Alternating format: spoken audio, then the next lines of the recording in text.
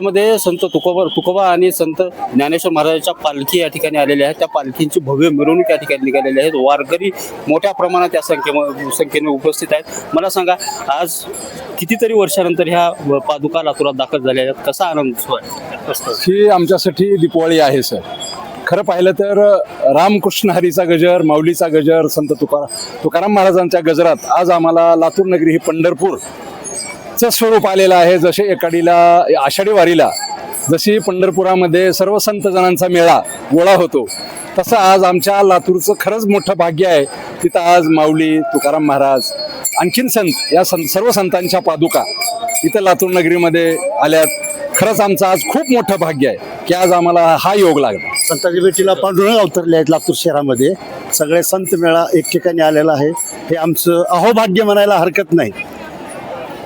सांगा काय वाटतं? 700 वर्षानंतर पादुका आलेले आहे तिथं. आम्हाला एवढा आनंद होतो की भरपूर आनंद होतो. एकदम दिवाळी झाल्यासारखं असं वाटतंय. निश्चित स्वरूपात अशा पद्धतीच्या भावना ज्या आहेत त्या वारकऱ्यांच्या आहेत. एकदम दिवाळीसारखा क्षण असल्याचं या ठिकाणी भाविकांनी सांगितलं. नितीन बनसोडे, एकमत डिजिटल, लातूर.